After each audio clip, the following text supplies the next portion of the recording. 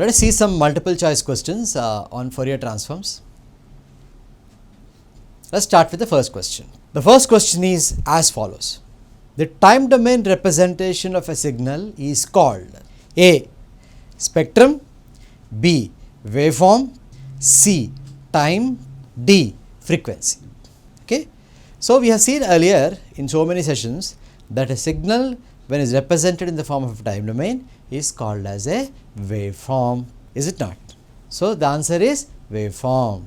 So, if I take a time domain representation of a signal and it is called as a waveform. Second question is as follows. The frequency domain representation of a signal is called. Okay, the choices are A. Spectrum, B. Waveform, C. Time, and D. Frequency.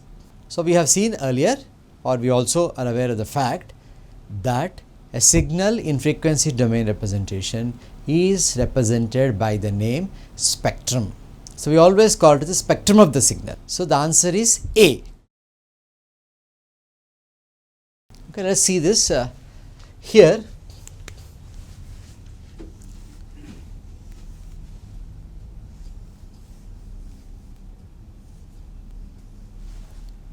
Let us see this. This is a time domain representation of a signal. Okay.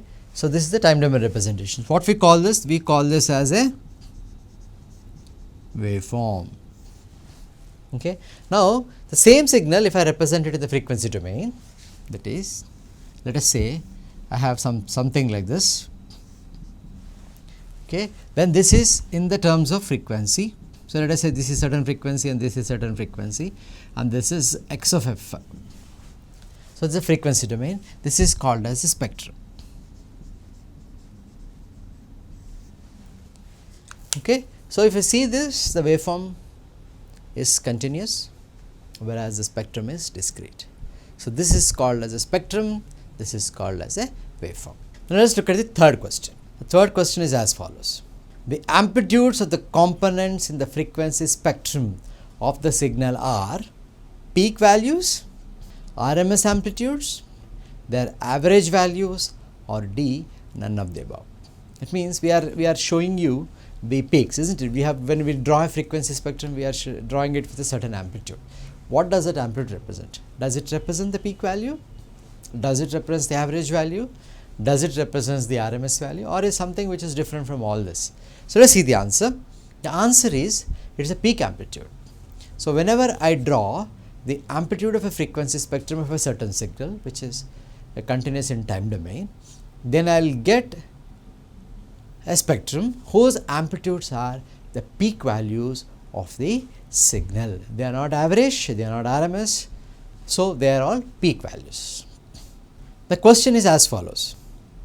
Once a waveform is established, it can be described in time domain A, then it can be described in frequency domain, or it can be described in both A and B, and it cannot be described. That is the last question. So, when a waveform is established, that means when you have a waveform that is generated, I can represent the waveform in a time domain, or I can represent the waveform in frequency domain, or I can have a both time and frequency domain representation, or a signal which is established cannot be represented. These are the choices given to you. So, what is the answer? When a signal is generated or established, we can either represent it in terms of time or frequency. Both are possible. So, the answer is C. Okay. So, we have seen that 100 reference is a simple question that is being asked. Let us see the fifth question. If the frequency spectrum of a signal is defined, its time domain function is A. Simultaneously determined, B. Uniquely determined, C. Both A and B, and D. None. So, what is the answer? So, the question again I will read. If the frequency spectrum of a signal is defined, its time domain function is simultaneously defined, or it is uniquely defined, or it can be simultaneously and uniquely defined, and it cannot be defined at all.